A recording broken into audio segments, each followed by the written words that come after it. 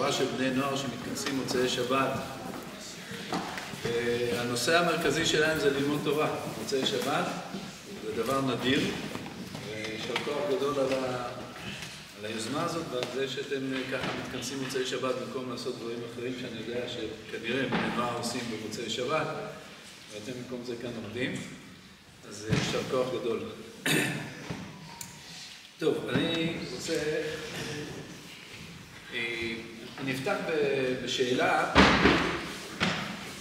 יודעים ששבת קראנו פרשת החודש, נכון? זה הפרשה הרביעית מארבעת הפרשיות.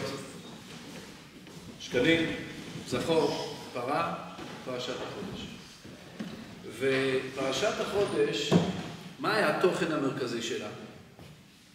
כל הפרשה הזאת שקראנו, התוכן המרכזי, מה היה התוכן?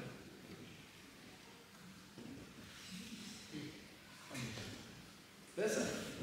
קורבן פסח. התוכן המרכזי של פרשת החודש הוא פסח. איך מקריבים? מה מקריבים? קורבן פסח. למה קוראים לזה פרשת החודש? כי הפתיחה. כן? החודש הזה לכם ראש חודשים, ראשון הוא לחודשי השנה. בגלל הפתיחה הזאת קוראים לזה פרשת החודש. לכאורה ההיגיון הוא, כמו שיש פרשת שקלים, נקראת על שם מחצית השקל. פרשת זכור נקראת על שם מצוות זכירת מחיית המלך. פרשת פרה נקראת על שם מצוות פרה אדומה. אז היה ראוי שנקרא לפרשה הזאת פרשת הפסח. כי זה התוכן המרכזי. בזה היא עוסקת. למה לקרוא לה על שם פסוק אחד שפותח את הסיפור? מה כל כך חזק? בזה אנחנו צריכים לפתוח את חודש ניסן. והשאלה עוד יותר חזקה, כי אם כולנו זוכרים את הרש"י הראשון שבו של התורה, אז רבי יצחק שם אומר, היה ראוי לפתוח את התורה בפרשת החודש, קידוש החודש. למה פתח בבראשית? כדי להודיע לעולם שארץ ישראל שייכת לנו. אבל רש"י בא לפי רבי יצחק טוען שהמצווה המרכזית הראשונה צריכה להיות פרשת מצוות החודש. בזה היינו פותחים. אם הייתי שואל אתכם מה המצווה הראשונה שתפתחו בה את התורה, אני נותן לכם לכתוב את התורה, מה המצווה הראשונה שתכתבו את התורה? מה היה ראוי לכתוב? מה? אנוכי, השם אלוקיך, מצוות אמונה. בלי מצוות אמונה, מה שייך להגיד את כל המצוות? אני הייתי פותח באנוכי השם אלוקיך. מה כל כך חשוב במצוות קידוש החודש, שבזה פותחים היה צריך לפתוח את כל התורה? ולמה היא נקראת פרשת החודש, בפתיחתה של חודש ניסן? את השאלה הזאת ננסה לברר מה באמת שם, מה היסוד שמסתתר מאחורי פרשת החודש. אני מחזיק בהתרגשות ספר שיצא השבוע, שהייתי שותף להשקה של הספר הזה. הספר הזה נקרא, אם אתם קוראים את המילים האלה. אם אתם קוראים את המילים האלה, מה זה אומר לכם? מה התוכן של הספר? מה? מכתבים אחרונים. ראית את הספר? פגשת אותו? מה? כן. פגשת אותו. הספר הזה, עבדו עליו שניים, עשו עבודה מאוד מאוד יסודית, וריכזו כאן את כל הצוואות, אם זה בכתב, אם זה בהקלטות של חיילים לפני מותם, כתבו צוואה או אמרו צוואה, ואז הם נהרגו בחרבות ברזל. מי שעשה את העבודה הזאת עשו עבודה מאוד מאוד יסודית, הם התקשרו ל-800 משפחות של חללים. משפחה, לבדוק האם החייל שלהם כתב משהו לפני מותו. השאיר משהו כתוב לפני מותו. ברור שהרבה מאוד חיילים כתבו דברים, הרבה דברים יפים נאמרו, אבל צוואות, יש כאן 49 צוואות. 49 צוואות של חיילים שנכנסו כאן לספר. ההשקה של הספר היה שבוע.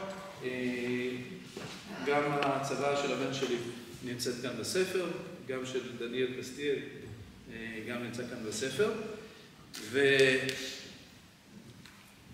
ספר מאוד חשוב בעיניי. אני רוצה להקריא לכם צוואה אחת.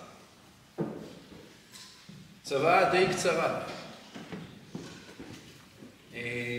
החייל שאני מדבר עליו זה סגן יואב מלייב. סגן יואב מלייב נהרג בשמחת תורה, ב7/10, ותוך כדי קרב, אני אקריא לכם את התוכן הקצר,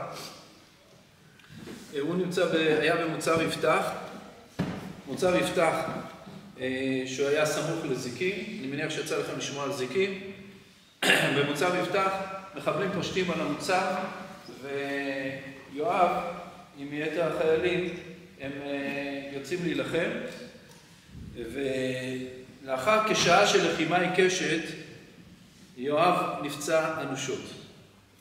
בדקות הקצרות שבין הפציעה לבין מותו, דקות קצרות בין הפציעה לבין מותו, זאת אומרת שיואב כבר מבין שזה הדקות האחרונות של החיים שלו. יואב שולף בכוחות אחרונים את הפנקס מהכיס שלו. נסו לדמיין, פצוע אנושות, אני מניח כואב מאוד, תחושה שזהו, זה הדקות האחרונות. והוא בוחר לשלוף פנקס מהכיס, אף על פי שהיה עליו גם טלפון נייד, הוא כתב בפנקס את מילותיו האחרונות בכתב יד חלש ומטושטש. ומה הוא כותב? יואב כותב 20 דקות הטובות בחיי. 20 דקות הטובות בחיי. הוא מתאר בקצרה, עלינו עד פה בזחילה, נפצעתי, ויש מטח עכשיו. חושב עליך ויחשוב כל המסע, ומסיים, אני אוהב אותך. כך כותב יואב. שאלתי את עצמי,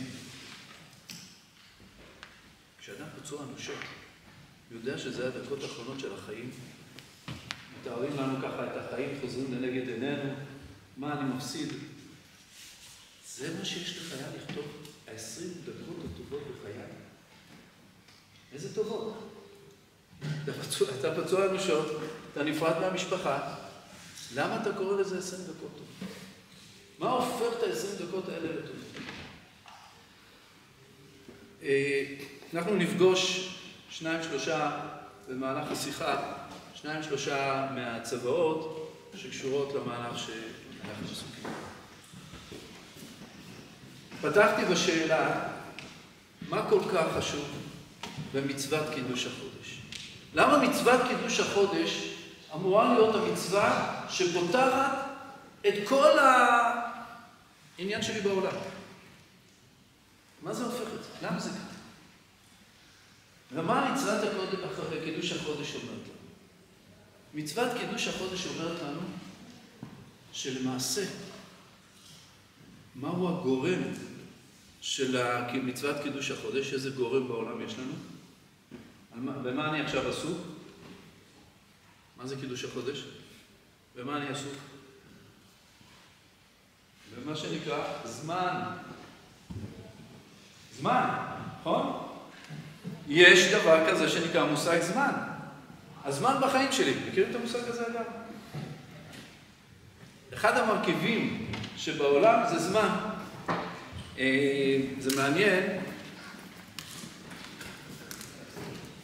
זה מעניין שלא לפני, נדמה לי 2 או 3, תקנו אותי מי שבקיא בזה, הצליחו לחלץ אסטרונאוטים שנתקעו למעלה מ-200 יום, ושלחו וחילצו אותם בחזרה. מישהו מכיר את הסיפור הזה? מה? מה קרה שם? אז הם היו שם תקועים. האסטרונאוטית שחילצו אותה, היא למעשה, השערות שלה הלבינו. בשנה, היא עלתה עם שערות שחורות, וירדה עם שערות כמו של זקנה. הדבר השני, היא לא הצליחה ללכת, היו צריכים לקחת ולהרים אותה. למרות שבחלל היא עשתה מרתון, היא רצה מרתון בחלל כדי לשמור על כושר. אבל בחלל, המושגים של זמן הם אחרים מהמושגים שלנו. המושג זמן הוא מושג שקשור רק בעולם הזה. אנחנו יוצאים מהאטמוספירה, אנחנו נפרדים מהזמן. הזמן מקבל מציאות אחרת. למעשה, כל המציאות שלנו בעולם נעה סביב זמן, מקום ואדם. שלושת המרכיבים האלה, זמן, מקום ואדם, זה המרכיבים שבחיים שלנו. המושג זמן, למעשה כל המדד של החיים שלנו נע סביב המושג של זמן. ואז באה התורה ואומרת לנו, הדבר הראשון הכי משמעותי שיש בחיים שלך, שקיבלת מתנה, והמתנה הזאת היא קצובה, ואת המתנה הזאת אתה עלול לאבד, זה הזמן. הזמן זה למעשה אוצר הזמן. זה מאגר האפשרויות. אם אתה רוצה להשאיר חותם בעולם, מהו המאגר האפשרויות כדי להשאיר חותם בעולם? זה הזמן שלך או שלך. ולמעשה מה אני עושה עם הזמן, זה כל מה שבחיים שלנו צריך להסתובב סביב מה אני עושה עם הזמן שיש לי. באה התורה ואומרת לנו, קידוש החודש, בא הקדוש ברוך הוא ואומר דבר מרתק. הוא אומר, תקשיבו, אני הולך לתת לכם לשלוט על הזמן. שבת אני יכול להשפיע עליה, להגיד, החלטתי שהשבת אני דוחה אותה ביום, יש לנו אפשרות לדחות את השבת? אין שום אפשרות כזאת. סופר 6 ימים, ביום השביעי אני שובת שבת. זה שבת. מה עם ראש השנה? ראש השנה, אנחנו יודעים ראש השנה זה יום הדין, נכון? אנחנו מספרים לנו שבשמיים בית דין מתכנס למעלה ודנים את דינו של אדם. אנחנו עוברים שם כבני מרום ושם נפסק דיננו לחיים ולמוות. האם אני יכול להשפיע מתי יהיה ראש השנה? מה אתם אומרים? לא? מה אומרות? לא? טועים. אני יכול להחליט, בית דין מחליט מתי ראש השנה. איך בית דין מחליט מתי ראש השנה? כשבית דין יקדש את חודש תשרה, מתכנס בית הדין, ובית הדין מתכנס וקובע שהיום א' בתשרה. וכשבית הדין קובע שהיום א' בתשרה, אז בשמיים יתכנסו לדון את דינו של האדם. ואם בית דין יחליט שהיום לא א' בתשרה, אלא מחר יהיה א' בתשרה, אז מחר בית הדין למעלה יתכנס. יש לנו את האפשרות לקבוע מתי נחגוג את המועדים. ליל הסדר, על ידי קידוש החודש, מחליטים מתי יהיה חג ליל הסדר. ויכול להתכנס בית הדין ולהגיד, השנה לא מתאים שנחגוג בעוד חודש את ליל הסדר, אז מה נעשה? נוסיף עוד חודש, אדר ב', ואז דוחים את פסח לחודשיים. דוחים את פסח לחודשיים. מי קבע מתי ליל הסדר? האדם. בית הדין קבע מתי ראש חודש, מתי פסח.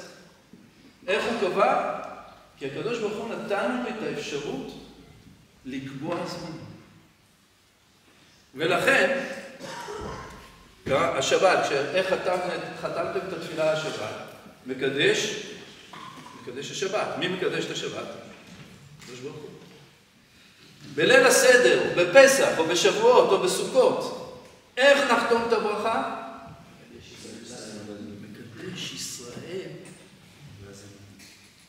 מקדש ישראל והזמנים, זה אומר שהקדוש ברוך הוא נתן לנו, קידש אותנו, ונתן לנו את האפשרות לשלוט על הזמן, ואנחנו מקדש ישראל, וממילא אנחנו מקדשים את הזמנים. ואיך שאנחנו נקבע את הזמנים? ככה בשמיים, אתם מבינים איזו עוצמה ניתנה בידינו? העוצמה לשלוט על הזמן. וזה נכון, ברמה הלאומית, אנחנו, נכון, היום אין לנו בית דין, אז הזמנים הם קבועים, הלל הזקן קבע כבר את הלוח, אנחנו עובדים לפי לוחות קבועים, אבל למעשה גם הלוחות הקבועים, זה הוחלט על ידי הלל. ובשמיים מתכנסים על פי מה שאנחנו החלטנו. כי הקדוש ברוך הוא אמר, תשלטו על הזמן. ואם זה נכון במובן הלאומי, זה נכון במובן האישי. במובן האישי, יש לנו פרק זמן של חיים. נולדנו, יצאנו לאוויר העולם. כשהגענו לאוויר העולם לנשימות הראשונות שלנו בחיים, הסטופר התחיל לעבוד. סליחה, אל תבעל. איזה סטופר? הסטופר של כמה שנים קצבו לי לחיות. אין מצב שלי זה לא יקרה, נכון? מסכימים? אנחנו מברכים אחד את השני עד 120, נכון? אבל כל אחד מאיתנו יש לו את הקץ. יש את הזמן שהוא מגיע אליו. ונתנו לך אוצר של זמן, ואמרו לך את האוצר הזמן הזה שיש לך, מה אתה עושה איתו? אתה יכול או את יכולה לשלוט עליו. איך אתה מנווט אותו? מה אתה מכניס לתוכו? עד כמה אתה שולט עליו ועד כמה הזמן שולט עליו?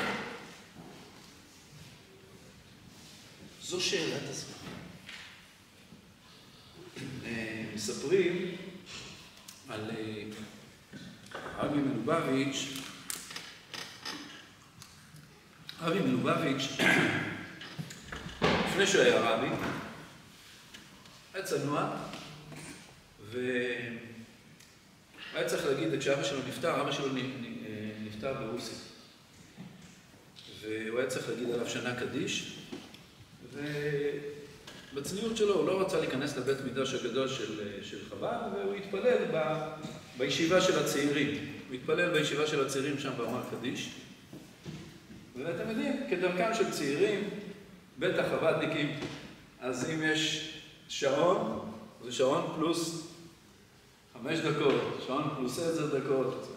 תפילת שחרית זה לא בדיוק, יש בתי כנסת, שמה שנקרא פונט על השעה, כן? ב-29.5 דקות מתחיל המניין. אבל יש מניינים גמישים. הרבי מלובביץ' נכנס ומתפלל שם איתה, והמניין לא מתחיל בזמן. וכידוע, חמיב, הוא היה האדמו"ר הקודם של חב"ד, האדמו"ר השישי של חב"ד, האדמו"ר אריאץ, ואז האדמו"ר אריאץ הלך לראש הישיבה. אמר לו, תקשיב, החתן שלי, רבי מלובביץ', מתלונן שמתחילים את התפילה 5 דקות מאוחר יותר. אמר לו, ראש הישיבה, מה לעשות? צעירים, 5 דקות, מה זה 5 דקות? כלום, 5 דקות, בסדר, אבל זה מתחיל אחרי 5 דקות. אמר לו, אדמו"ר אריאץ, תקשיב טוב, אצל החתן שלי, 5 דקות זה כמו שנה שלמה. 5 דקות זה כמו שנה שלמה. אתה יודע מה הוא דוחס ל5 דקות? אצלו הזמן מדויק על דקות. הרבי מלובביץ', אחד מדמויות המופת של הדור שלנו, מעולם לא יצא לנופש. מעולם לא יצא לנופש. כל כולו בשליחות. יום ולילה. למה? כי הרבי מלובביץ' מבין מה זה אוצר של זמן. קיבלתי זמן שאול, ואני את האוצר הזה צריך לעשות איתו משהו. ואם אני מאבד רגע, אני מאבד חיים. אמר רבי סי מסלנטר, רגע זה חיים. זאת אומרת, הזמן למעשה זה אחד האוצרות המרכזיים של החיים שלנו. ומה אני עושה עם הזמן, זו השאלה המעניינת. ואיך אני מכניס לתוכו תוכן, אני רוצה לספר לכם על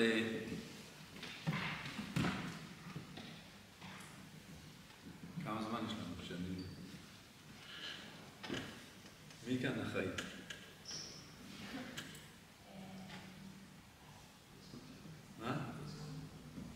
9 או חצי שעה? מה? חצי שעה מעכשיו? אשתדל לסדר.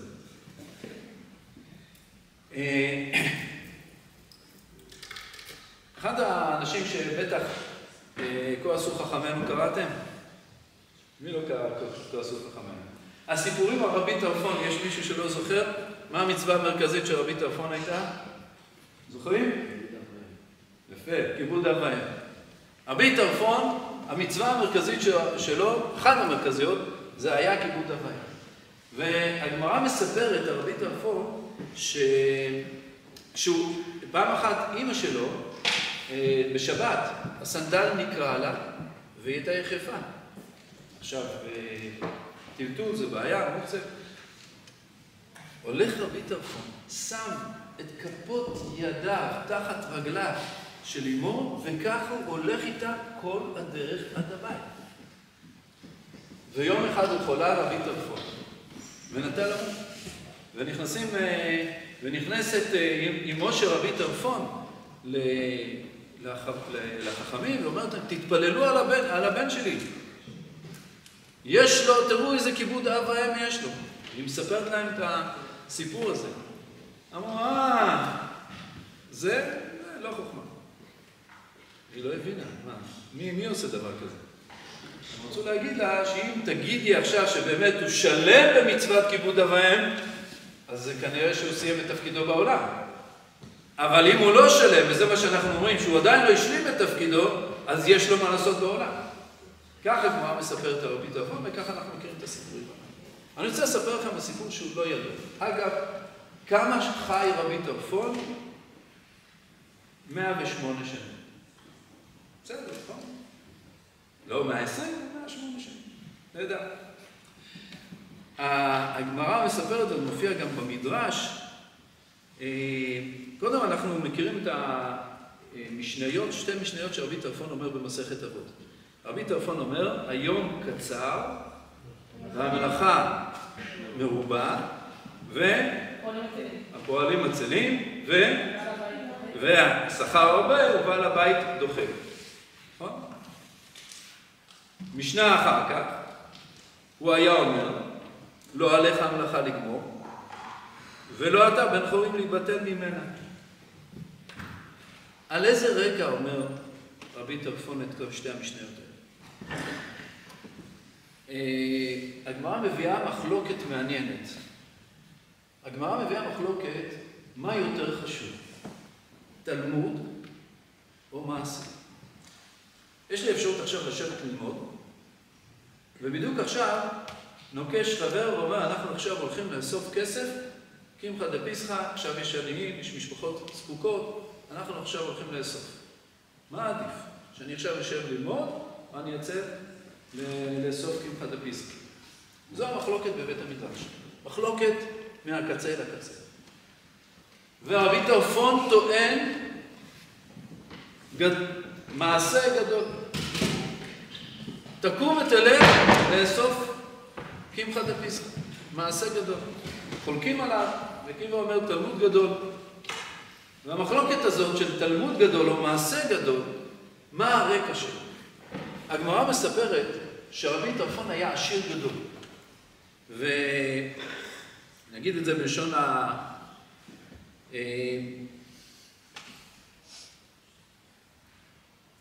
רבי טרפון היה עשיר גדול ולא נתן מתנות לעניים. רבי עקיבא אמר לו יום אחד, אני קורא את זה מתוך הכתוב, אמר לו רבי עקיבא, אמר לו רבי, רצונך שיקח לך עיר אחת או שתיים? כמו מונופול. אומר לו רבי עקיבא, אתה רוצה שאני אקנה לך איזה עיר אחת או שניים? כשאתה קונה עיר, אתה קונה את הפרדסים, אתה קונה... זה עסק. אומר לו רבי עקיבא, אתה רוצה שאני אעשה לך עסק עכשיו נדל"ני? אמר לו, בוודאי. נתן לו סכום הגון, ורבי עקיבא הולך, מה הוא עושה עם הכסף? סיבב פני הדבר שפיזר מעות הרבה לצדקה. לקח את כל הכסף, הכל הלך לצדקה.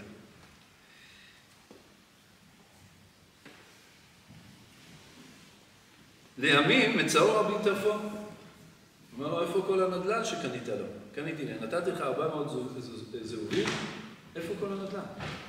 לקח אותו רבי עקיבא לבית המדרש, תפסו בידו והביאו לבית המדרש. הביא ספר תהילים והניח לפניהם. הוא מושך אותו לבית המדרש, הוא אומר, רגע, אני לא מבין. זה נראה כמו משרד נדל"ני כמו בית המדרש. מה אתה לוקח אותי לכאן? הוא מחכה רגע, הוא פותח לו ספר תהילים. והוא קורא איתו, פיזר נתן לאביונים. פיזר נתן לאביונים. אמר לו, זה העיר שקניתי לך. נתן לו סכום אדיר לקנות שם עסק נדל"ני, במקום זה מה הוא עושה? מפזר את זה לעניים. אחר כך אמר, תקשיב, זה מה שקניתי לך. מעניין איך אנחנו היינו מגיבים. היית או היית נותנת לחברה שלך לקנות 2,000 שקל, לקנות איזה מחשב או משהו כזה, או פלאפון, קונה מחשב, ובמקום זה היא נותנת את זה לצדקה, ואומרת, שמע, פיזר נתן לאביונים. איך היינו מגיבים? איך מגיב רבי טרפון? כשהתבונן רבי טרפון, אמר לה, מעשה הצדקה הגדול שהביא רבי עקיבא בחוכמתו בממונו, עמדו ונשקו.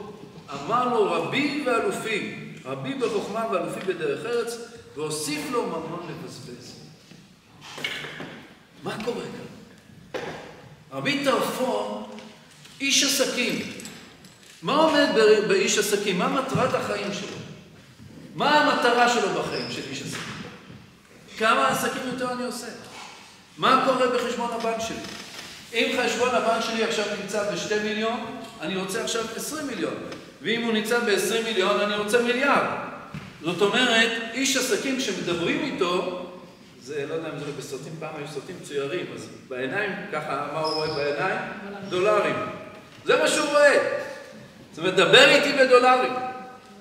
והוא מבין שהחיים שלי סובבים סביב זה שאני מצליח להגביר את הנכסים שלי. בא רבי עקיבא ועושה לו בית מדרש. ומה עושה לו רבי עקיבא? עושה לו בית ספר. רבי טרפון, תראה כמה אתה עשיר. זה מרכז החיים שלך. עם זה אתה הולך. יש משהו אחר בחיים. יש תוכן אחר שצריך להכניס לחיים. והתוכן הזה זה לדאוג לשני. התוכן הזה זה לראות את האחר. זה תוכן הזמן שקיבלת. זה מה שאתה עושה עם הזמן שלך. ורבי עקיבא ורבי טרפון כאן בבית המדרש דנים איך אני בונה את החיים שלי, את הזמן שלי, הזמן הקצוב שיש לי, איזה תוכן אני מכניס לתוכו. ואותו רבי טרפון, שכשאתם יכולים לראות אותו, קודם המעשה הזה, עומד בקרמים, ומה הוא אומר לעובדים שלו? חבר'ה, מה הוא אומר להם? איזה משנה אומר להם? הזמן קצר והמלאכה מרובה. הזמן, חבר'ה, הזמן קצר, אנחנו צריכים להספיק. המלאכה מרובה, תראו כמה צריך לכתוב. והפועלים עצלים. ובעל הבית, אני רבי טרפון דוחק. כך רבי טרפון רואה את הזמן שלו ואת המאגר. הזמן קצר, צריך להספיק כמה שיותר כסף. בא רבי עקיבא, אומר לו שאני אומר, אל תשנה משנה, תשנה מבט. ואז הוא תופס. הזמן קצר והמלאכה מרובה, לא מלאכה פיזית, המלאכה הרוחנית שלי מרובה. כמה אני צריך להספיק בזמן הקצר שיש לי? אני צריך להכניס תוכן לחיים, להפוך אותו לחיים משמעותיים, אבל הזמן קצר. כמה נשאר לי לחיות? ואני צריך לדחוף לתוכו. הפעם הוא לא מדבר על הפועלים. הפעם מי הוא מדבר? הזמן קצר ואני חייב להספיק. אולי אני אצל מדי. אולי אני צריך יותר לדחוס ולראות איך הזמן שלי יותר מנוצל. אז אחר כך גם יגיד לעצמו רבי טרפון, טוב, לא עליך המלאכה לגמור. אני לא יכול לפרנס את כל העניים בעולם. לא עליך המלאכה לגמור. אבל אין אתה רשאי להיבטל ממנו. אתה צריך גם לראות איך אתה דואג לך. ושם רבי טרפון מחולל שינוי בניצול הזמן שלו. באיזה תוכן הוא מכניס לתוך הזמן שלו. זה מה שרבי טרפון אומר.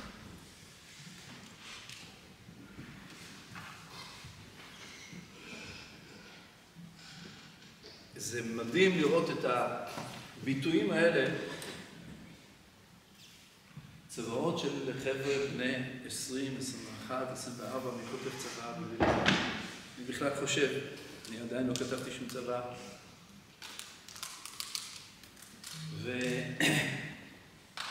והחבר'ה האלה, כשאדם יושב עם עצמו ותופס שהזמן קצר, הוא עומד לצאת אל הקרב. הוא עומד לצאת לקרב, והוא יודע, אקרא לכם את יפתח יעבץ. יפתח יעבץ, זכרונו לברכה, הוא היה קצין ביחידת מגלן. הוא היה קצין ביחידת מגלן, והוא נפל בקרב על קיבוץ נחל עוז בכ"ב לתשרי. והוא כותב את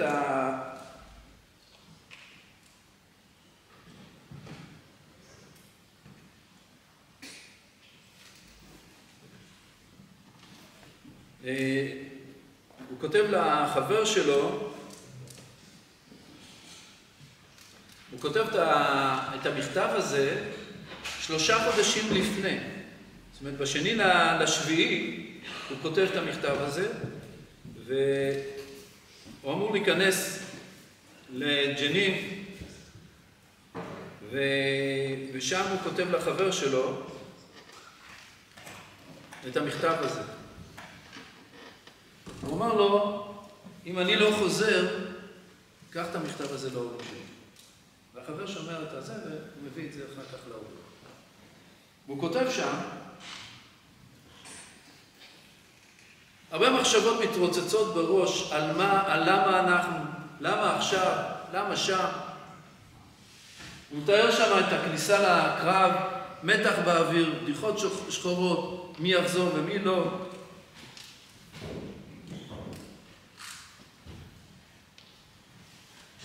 למרות זאת, אני מסתכל אחורה ולצדדים, אני מאוד בטוח בעצמנו, אנחנו חדים, התכוננו היטב וכבר היינו במרחב הזה כמה פעמים. ואז הוא כותב בסוף. וכשהמחשבות מעט בורחות, זאת אומרת, המחשבות בורחות מהחדות והמכוונות למשימה, וזה מה שצריך לעשות, ועולה השאלה, למה אנחנו? למה עכשיו? למה אני? על זה אני חושב. ופתאום התשובה ברורה לי מאוד. להילחם על הארץ הזאת, להוביל את היחידה הזאת, זו לא גבורה אלוהית, זה סטנדרט. וכאן הוא כותב את המשפט הבא, שבעיניי הוא משפט, צריך להפוך אותו לסטיקר. ואם הייתי צריך לפסל מחדש את חיי, לא הייתי משנה דבר. תשמעו דבר, הוא משתמש כאן בביטוי מדהים. אם הייתי צריך לפסל את חיי מחדש. מה פירוש לפסל את חיי מחדש? מה? שנות. מחדש, אני רוצה עכשיו לעצב, נותנים לך את האפשרות, תבנה את החיים שלך. ואז האפשרות היא שאני לא אמות בן 20. לא הייתי משנה דבר. וההבנה הזאת, של גם אם אני הולך למות בקרב, זה תוכן שאני מכניס לחיים שלי.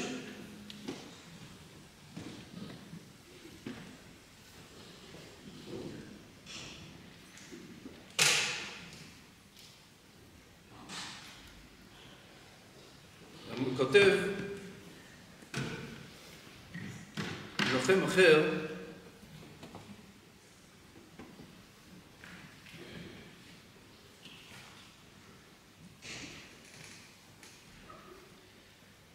יוסף גיטריץ,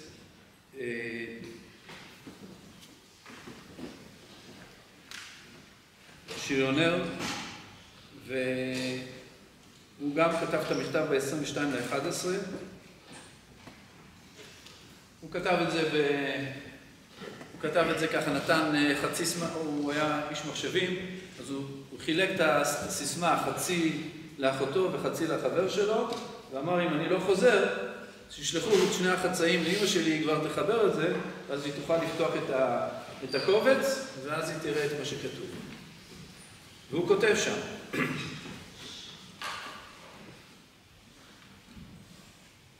אני מאוד אוהב אתכם וגאה שאתם ההורים שלי, נתתם לי המון, היו לי חיים מעניינים, עשירים, מאושרים, ייחודיים. המוות שלי רק מדגיש את זה.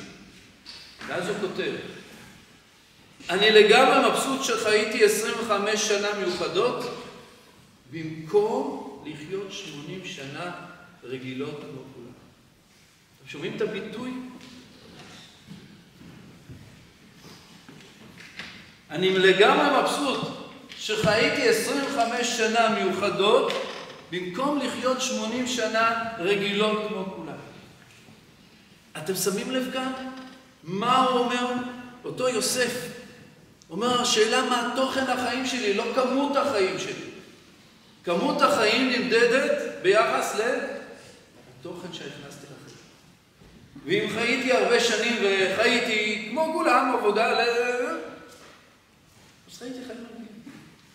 ואם הכנסתי לחיים שלי חיים של תוכן, החיים שלי היו משמעותיים, וזה לא משנה מה פרק הזמן שחייתי. הם לא למדו את השיעור על קידוש החודש. הם חיו את השיעור של קידוש החודש. זאת אומרת, זה לא צוואות של מתים, אלא זה צוואות של איך חיים. איך אני הופך את החיים שלי לחיים משמעותיים ושנאריך ימים. אתם יודעים שאצל הספרדים פחות מברכים עד 120 שנה. מה מברכים יהודי שיום הולדת 120? מה? שיהיה לך יום טוב. שתזכה למצוות. אז תזכה למצוות יפה. אצל הספרדים מברכים, מה מברכים? חיים ארוכים. חיים ארוכים, שיהיה לך חיים ארוכים. מה זה חיים ארוכים? חיים ארוכים זה איך אני חי יום, שאני מנצל את כל היום. אני הופך אותו ליום ארוך. איך אני הופך יום ליום ארוך? אם אני מנצל אותו. אני הופך אותו ליום משמעותי. ככל שאני הופך את היום ליותר משמעותי, הוא יום יותר ארוך. וזה מה שחז"ל אומרים על אברהם אבינו. אברהם זקן בא בימים. מה פירוש זקן בא בימים? בא עם כל הימים שלו. הוא ניצל את הזמן. הוא הפך את היום שלו למשמעותי. הפך את השנים שלנו למשמעותיים. הכניס לתוכה מספיק תוכן שיהיה משמעותי. הוא בא עם זה. זאת אומרת, האוצר הזה של הזמן שקיבל, כל אחד מאיתנו קיבל, אני שולט עליו ואני דואג לנצל אותו. וזה המשמעות הזה של הזמן של קידוש החודש. איך אני מצליח לקדש את הזמן לחיים יותר משמעותיים. אני אקריא לכם עוד שני צוואות ובזה נחתום.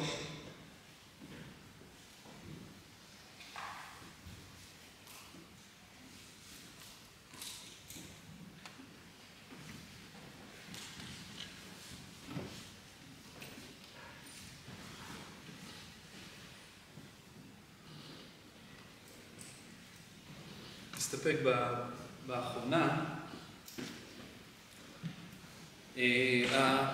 האחרונה זה אביב ברעם. אביב ברעם, בשונה מהאחרים שקראתי, הוא היה חבר כיתת כוננות בכפר עזה. כפר עזה, כיתת כוננות, הוא מתעורר ליריות, נפילות, ומבין שיש מחבלים. נכנסו לשם 120 מחבלים, והוא נפרד בנשיקות מאשתו וילדים. הוא אומר, אנשים רעים נכנסו אלינו, אני אוהב אתכם, אני אלך להילחם איתם ואני חוזר כמה שיותר מהר. ואותו אביב, תוך כדי קרב, מעטים מורבים. הוא רואה את החברים שלו שנפצעו, חבר או חברים. ראה כמה מחבריו פצועים וגוססים על הדשא. הוא רואה את החברים שלו גוססים, הוא לא חושב פעמיים, הוא רץ לאזור החשוף, כדי לנסות להציל את החיים שלו. הוא לא שם לב שעל הגג ערבו לו מחבלים, והמחבלים ירו עליו, והוא נפצע אנושות. הוא מצליח לחלץ את עצמו, לתפוס מחסה מאחור עץ, והוא ממשיך להילחם. החבר שלו מתקרב אליו כדי לעזור לו, החבר רואה אותו פצוע. הוא צועק לו, אל תתקרב, כי הוא יודע שיכנס גם הוא לשטח אש, וככה הוא ייפגע, ככה הוא יציל את החיים שלו.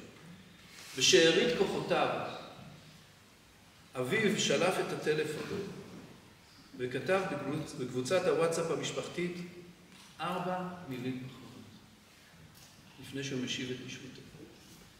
ומה הוא כותב? הוא אוהב את כולם. ובזה הוא מחזיר את משמעותו. הוא אוהב את כולם.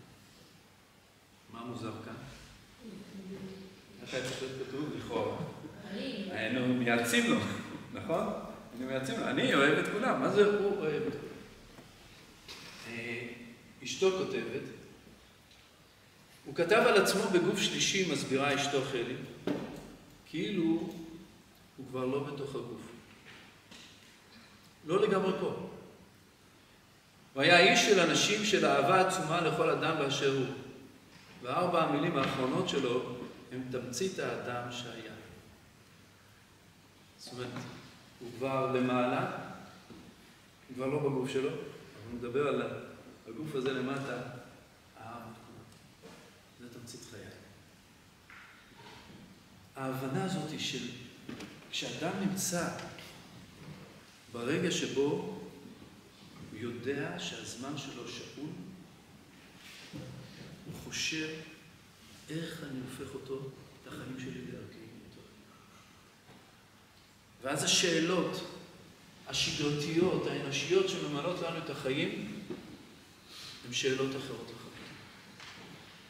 אני מניח שאם יצא לכם להיות בהספדים, אז לא שמעתם הרבה בהספדים. הוא הקפיד לאכול 3 ארוחות כל יום.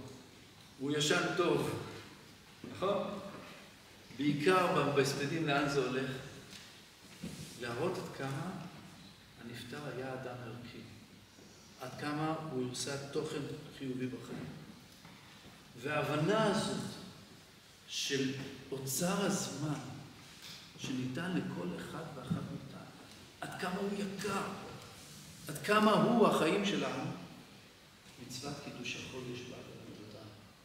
בבטחה של א' בניסן, החודש שמציין את השנה היהודית, העברית, הישראלית, בשונה מא' תשרי, א' ניסן קורא לנו,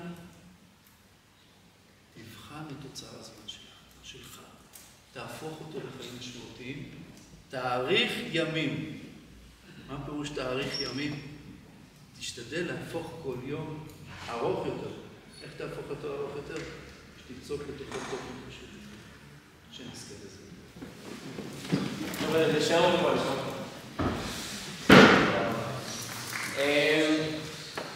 יש הודעה מאוד מאוד חשובה השבוע. התור הנוער שאנחנו מכירים כיום, והבית מדרש הזה שאתם מכירים בו כיום, הוא מגיע לקצת סיום, ואני אסביר למה. במהלך 3 שנים אנחנו פועלים כל מוצ"ש. היה לנו פה הרצאות, מרצים, מרבנים, משפחות שכולות. היה לנו אירועי שיא בחגים, ועדויות בחודשי אלול, סיורים בכותל, ועכשיו הולך לקרות פה משהו גדול. אני אומר שהבית מדרש פה נגמר, לא כי הוא כבר לא יהיה קיים, אבל כי הוא עולה ברמה פסיכית. הבית מדרש הזה לא תזהו אותי יותר, כי אנחנו עולים פה רמות. אנחנו פותחים את זה עכשיו, קמפיין גיוס תרומות מטורף לסניף הזה, משהו הזוי.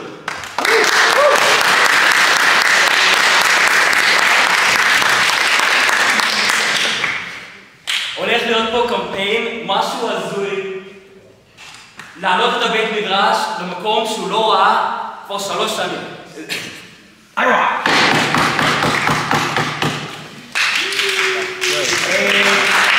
אז ככה זה הולך לעבור. שערו פה, חבר'ה, לא לעזור, לא לעזור. כל אחד הולך לקחת לעצמו יעד, הולך להגיע לחמ"ל עם עוד שתי חברים שהביא לחמ"ל, עם עוד שתי יעדים. כל אחד רושם לעצמו יעד, והוא תורם את הכסף, ואנחנו נביא את הבית מדרש במקום שהוא לא ראה לעולם. אתם לא שואלים את עצמכם איך אני נכנס לסיפור, כי כל אחד פה הסיפור. עם התרומה הקטנה מכל בן אדם פה, עם היד הקטן מכל בן אדם פה, היד הענק מכל בן אדם פה, אנחנו נגיע למקום מטורף. כל אחד פה עכשיו מקבל פלייר, בלי כתיבה, ונגיד, לוקח את היד הקטן של 2,000 שקל, הוא יגיע לחמ"ל, ימלא את היד הזה, תוך, באמיתי, פחות משעה, דברים שהם קטנים. מתקשרים לדודה הזאת, שלא דיברתי איתה כבר שנתיים, מתקשרים, היא לא מנתקת במינימום תרומה של 180 שקל. אחרי 10 תרומות כאלה כבר הגעתם ליד הקטן הזה. חפשו גבוה. חבר'ה, הבית מדרש הזה נתן לכם המון בשלוש שנים האלה, ואנחנו צריכים אתכם לעלות ברמה שהיא לא ראתה כל שנים.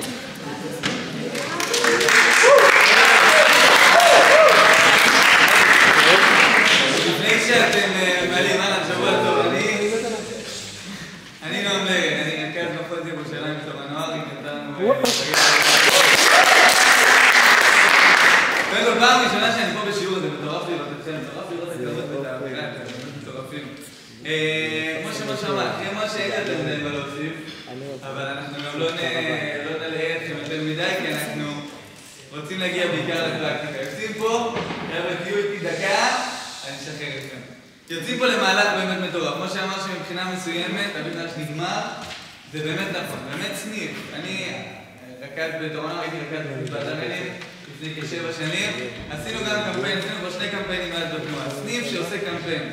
והחבר'ה נרתמים אליו, זה משנה את הסניף לגמרי, זה באמת זכות להיות מפרויקט באמת ענק. אני אגיד במשפט, מה זה קמפיין אימון המונים? מי פה היה פעם בקמפיין אימון המונים? מי פה היה פעם? אני הייתי. תודה. קמפיין אימון המונים זה לוקחים קהילה, בית מדרש במקרה שלנו, והכוח שלנו שכל אחד לוקח יד.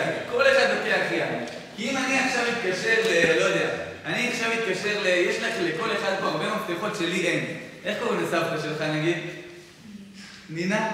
מצוין. אני עכשיו מרים טלפון לסבתא נינה, בסדר? הוא מספר לה על מדהים שנמצא בבית שמש, והוא באמת מטורף, והוא משפיע על החבר'ה בטירוף, והם נהנים ועושים כיף. מה הסיכוי שיתרום לי? זרקו כאילו, כמה זמן הסיכוי שיתרום לי? סיכוי גבוה. הסיכוי כנראה יהיה נמוך, כי אני מתקשר לסבתא נינה, לי לא תתרום, בסדר? כנראה שהם מתקשרים אליה גם קופת העיר, וכנראה שהם מתקשרים אליה עוד כמה ארגונים שהיא לא שמעה עליהם בחיים. אבל אם אתה, הנכד שלהם, מתקשר לסבתא ואומר, סבתא, יש בית מדרש שהוא מטורף, שהוא משמעותי לי, שאני לומד בו, שאני נמצא בו, שהוא תורם לי, הסיכוי שיתרום, מה הסיכוי עכשיו? גבוה או נמוך? סיכוי גבוה. בסדר, אם כל אחד ישתמש במפתחות שלו ובאמת ינצל אותם, אפשר להגיע לסכומים מטורפים. דבר אחרון, באמת אפשר להיכנס פה לטירוף.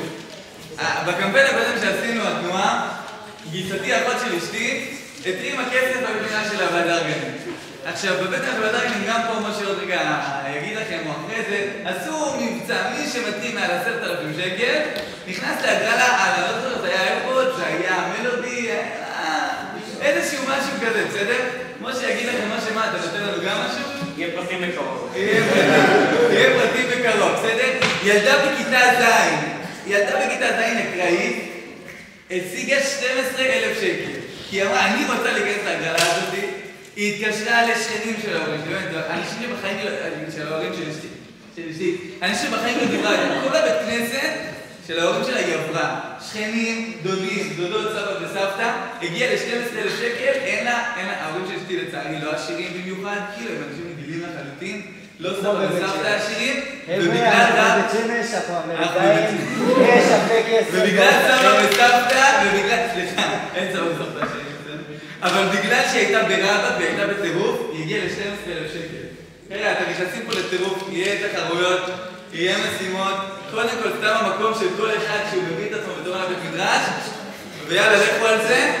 כל אחד ממלא את היד, אנחנו רוצים את איתנו. בחמ"ל, השלישי לפי אחרי המסורת פסח ברשת סופרים. יהיה מטורף, בסוף הכל חוזר אליכם באיזשהו מובן, הסניף יעלה ברמות מטורפות. אף אחד לא יוצא לפני שהוא מביא את הדף שהוא מילא אלינו חזרה, ומולד היד. פה יד.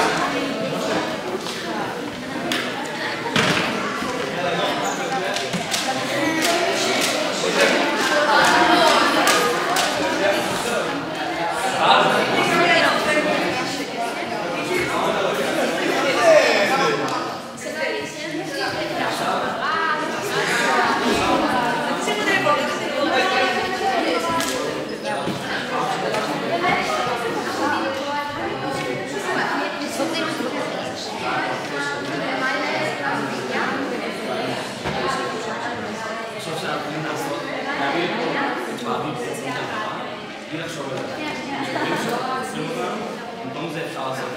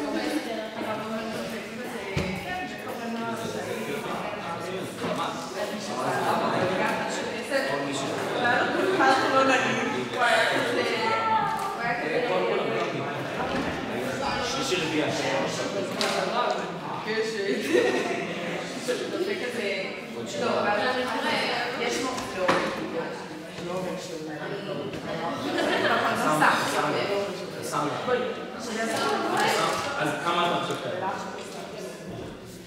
כמה? יותר ממה?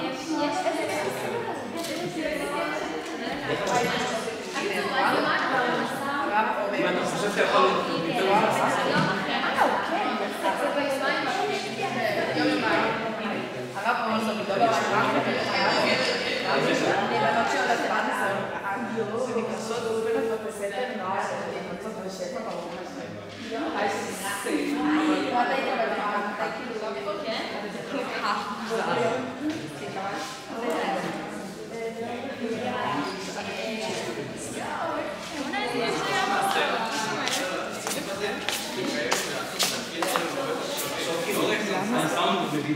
Was er dann von dem Model now?